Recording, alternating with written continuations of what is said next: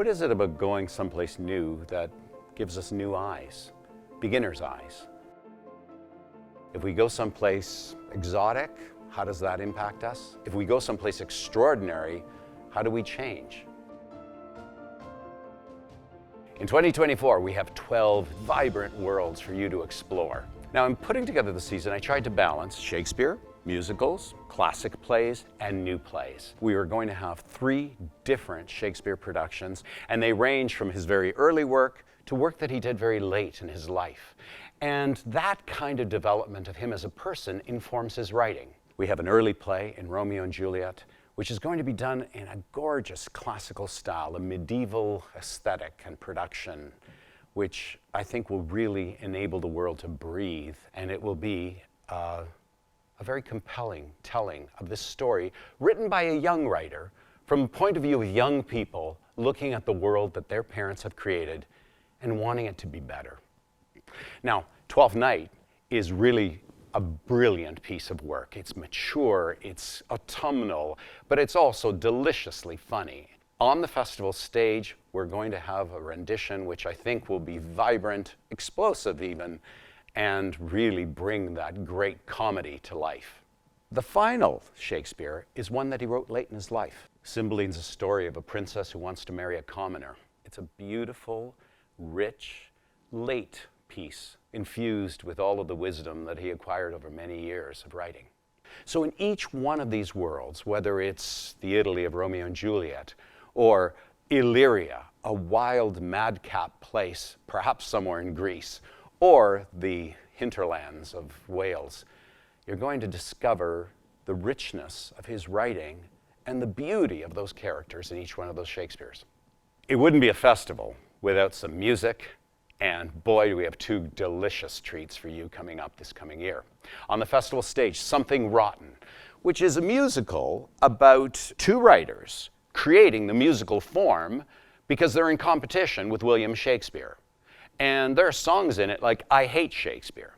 We follow Nick and Nigel Bottom as they strive to outdo their rival. We meet the whole of Elizabethan London at that time, and eventually they escape to the New World to be able to create the musical form that was right at the heart of this great piece.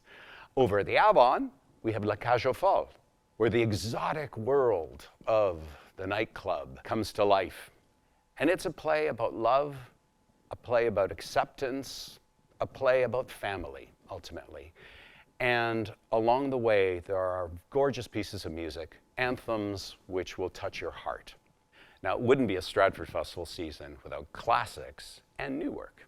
At the Festival Theatre, late, we have London Assurance, which is a C major piece of joy. It's written by Dion Bosco. It was written in the middle of the 19th century. It begins in the city, where the constraints of fashionable society have everybody really hemmed in, trying to behave properly, and they go to the country. And in the country, they discover love, they discover other people, they let their hair down, and they have fun. Among the great stories that we're telling next year is Wendy and Peter Pan, a fantastic retelling of that great classic story about Neverland and about lost boys, and told from the point of view of Wendy. It's rich, it's very moving, it's very funny, and I know that you and all the special young people in your life will love it. And here at the Tom Patterson Theatre, we'll be presenting Hedda Gabler by Henrik Ibsen, a turn-of-the-century play about a woman who has such capabilities and yet has no place to put them to use, no place that interests her, leads to a tragic outcome. Finally, we have a modern classic for you in Edward Albee's The Goat, which will tell a story that you will never forget. A world-class architect, a beautiful family, and a love which tests the limits of all of our endurance. This play was very important to Albee. It's perhaps his greatest work, and it will be at the Studio Theatre in 2024. And now for new works. We begin here at the Tom Patterson with an adaptation of Margaret Lawrence's unforgettable novel, The Diviners. And when I first read this stage adaptation of this great novel, I couldn't put it down. It will be something that you can share with others and that you will remember together for years to come.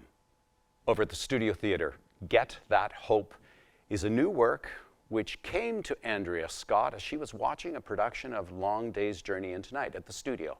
She thought about her own family, her own Jamaican-Canadian family, and the challenges that they face, the interesting characters that they all knew, the difficulties that they would have as any family does. She brought all that to life in a play that is lively, charismatic, and I know you won't want to miss. Finally, over at the Avon Theatre, we have Salesman in China. This play explores the real-life events that happened in 1983 in Beijing, when Arthur Miller was asked to come and direct a production of his famous Death of a Salesman.